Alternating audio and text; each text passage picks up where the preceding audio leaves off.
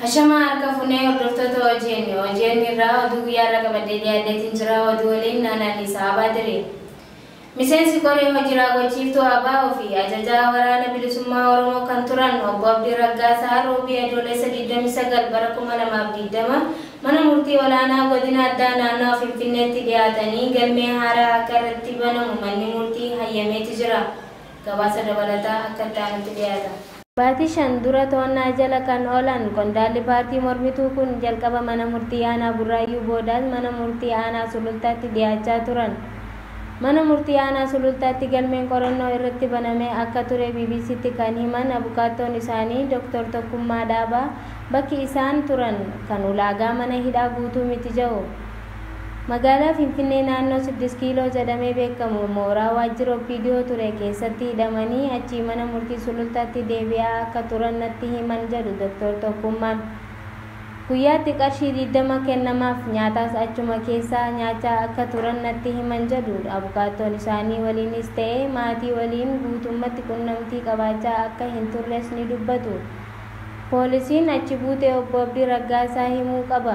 Amnesty International Abdii Raggaasaa qondaala tika dargii irraa hanga ajaja olaanaa woboo waa'ee namoota hidhaa jiranii yaaddofne jedhu maatii fi dhaabonni siyaasaa. Poolisiin namoota isaan waliin himataman 10 qorannoo fideera jechuun galmee yoo cufu obbo Abdii Raggaasaa irratti garuu eeruu haaraa argadeera qorannoo ittan fufa jechuun himu Dr. Tokkummaan.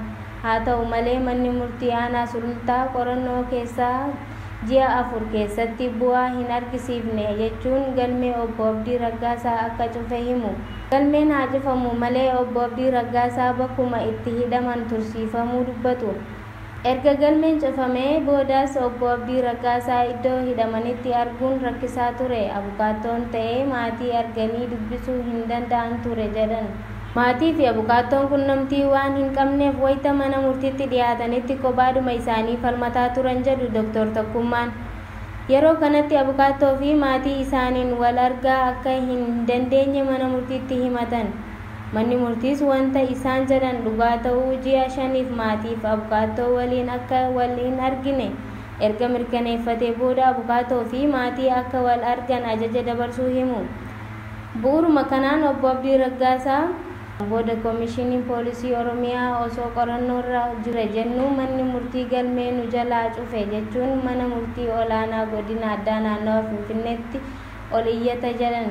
Obbo Abdii Raggaasaa ajaja olaanaa duraanii woboo turan mana murtii bu'uuraa eeruu haaraa poolisiin argadhe jedhuun galmeen qorannoo deebi'ee akka banamu hayyamuu himu Dr. Tokkummaan. Eeruun haaraa poolisiin argadhe jedhu rakkoo nageenyaa godinaalee kibba Oromiyaa, Gujii fi Booranaa keessa ture walqabataas jedhan. Waraana hidhatee bosona jiru waliin hariiroo akka qabu eeruun nu qaqqabeera jechuun himan. Jalqaba kan itti himataman ajjecha qondaala nageenya mootummaa magaalaa Burraayyuutti ajjeefaman Komaander Solomoon Taaddasaa fi rakkoolee nageenyaa lixa Oromiyaa keessaa harka qabaachuu kan jedhu yoo ta'u galmeen sun cufamee akka gara kanatti naanna'ee jedhu Dr. Tokkummaan.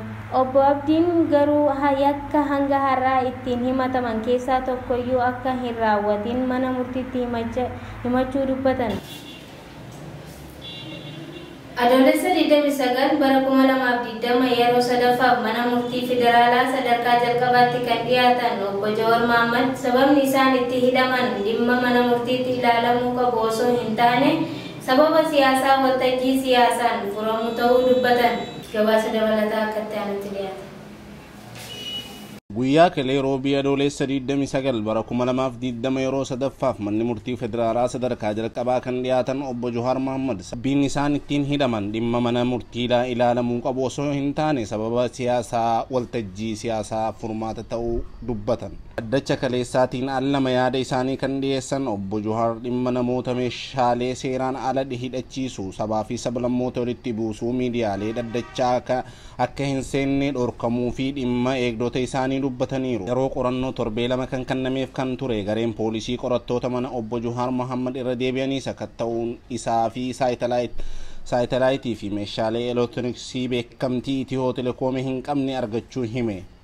Kana malees hokkara Oromiyaa Hararii fi Dirree Dawaa tureen namoota 909 du'uu 987 madaa'uu siidaawwan 2 diigamuu akkasumas manneen jireenyaa dabalatee qabeenyaawwan biroo miidhamaan irratti ragaalee sanadaa walitti qabachuu gareen qorattootaa himeera. Ganda daawwattoota keenya irraa qabannee hamma oduu biraatti walitti jaanutti turtii gaarii.